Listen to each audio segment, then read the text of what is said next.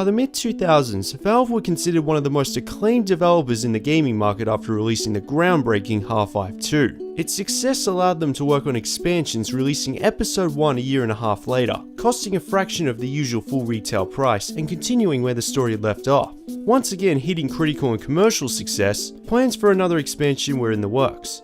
But meanwhile, other developers of the company were making games using the same engine, including Team Fortress 2, which was in development hell at the time, and Portal.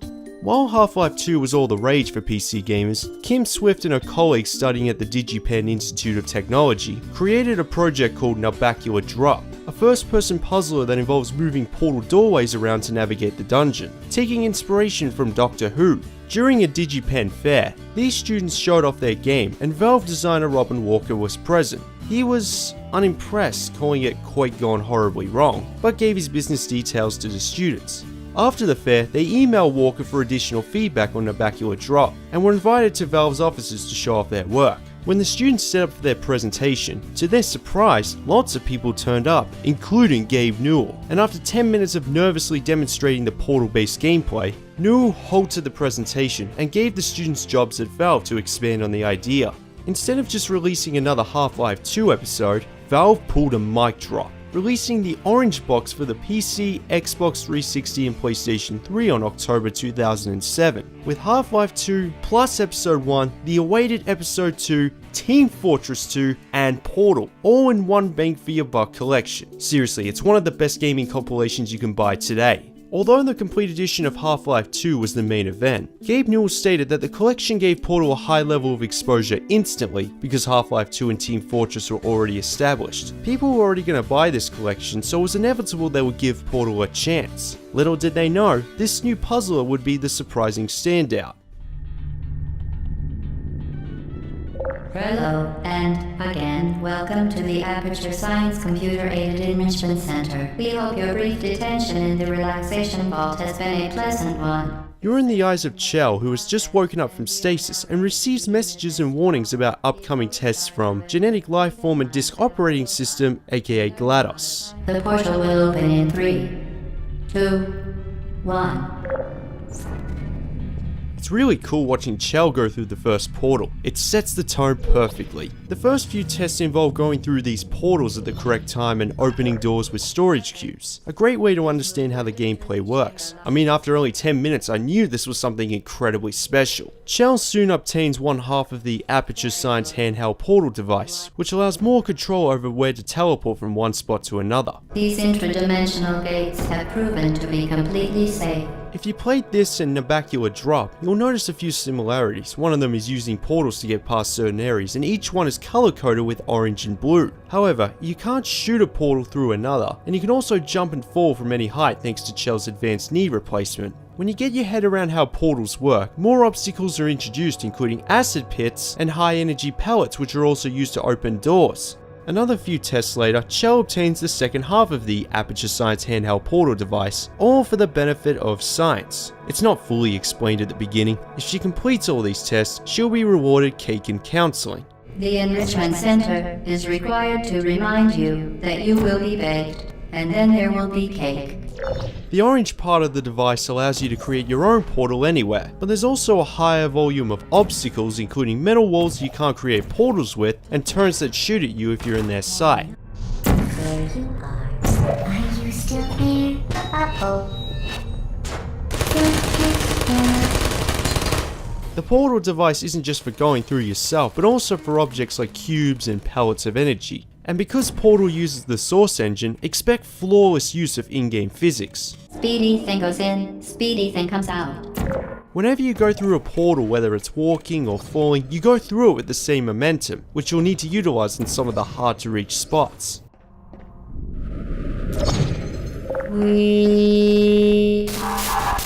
You can imagine the game designers having a lot of fun crafting these routes. The challenging levels look like they'll give you a hard time, becoming bigger and more obstacle filled, but they're also encouraging. It's like the game is telling you that you could work it out yourself. Or maybe it's just the motivation from GLaDOS. The Enrichment Center regrets to inform you that this next test is impossible.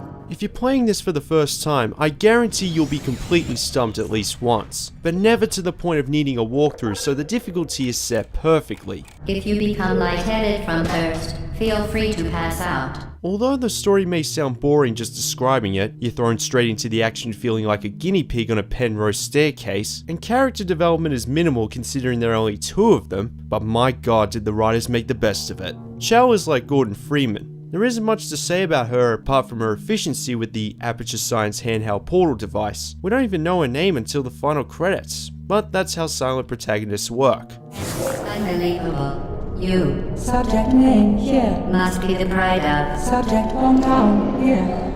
As for GLaDOS, Alan McLean does a fantastic job making her sound like an informative AI, while coming across as a little disturbing at the same time. The Enrichment Center reminds you that the weighted companion cube will never threaten to stab you and, in fact, cannot speak.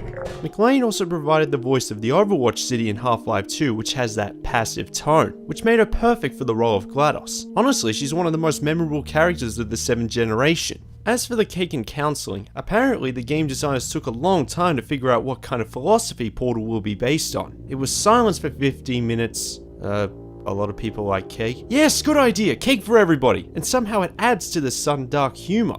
Because Portal is set in a science fiction universe as opposed to medieval times like Narbacular Drop, and it's a Valve game, the developers wanted to connect it to the Half-Life universe. There were plans for an episode 2 chapter being set in the Aperture Science building as a tease of things to come, but it was scrapped. The only thing that connects between the 2 franchises is that Aperture Science and Black Mesa are rivals fighting over military funding. So you're going through the tests, GLaDOS is impressed. Once again, excellent work. But on one level where a wall is blocked open by storage cubes, when you see what's inside...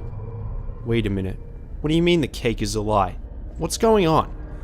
Portal has 2 acts, and the second is accessing the unauthorized areas trying to escape the Aperture Science building, kind of like breaking the 4th wall. To avoid spoilers, I won't go further. Portal could have had a techno soundtrack with 50 of these tests, and that's it. But the music is mostly ambient, nobody is watching, and GLaDOS becomes more unhinged and amusing each test, always setting you up with a more dangerous one than the last. The Enrichment Center promises to always provide a safe testing environment. It's the sort of build-up that tricks you into thinking it's a generic puzzler with great gameplay and nothing else. In 2007, this was completely unexpected, which only adds to the replay value. The fact that I'm trying to describe the personality of an AI, that alone sums it all up.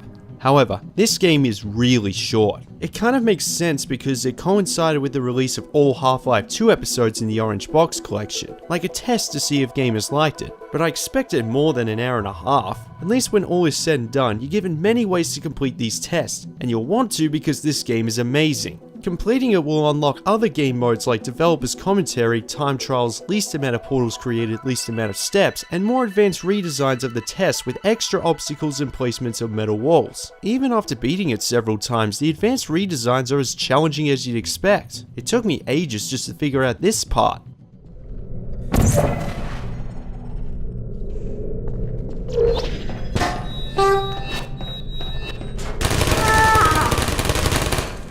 No hard feelings. Well done, Android. The Enrichment Center once again reminds you that Android Hell is a real place where you will be sent at the first sign of defiance.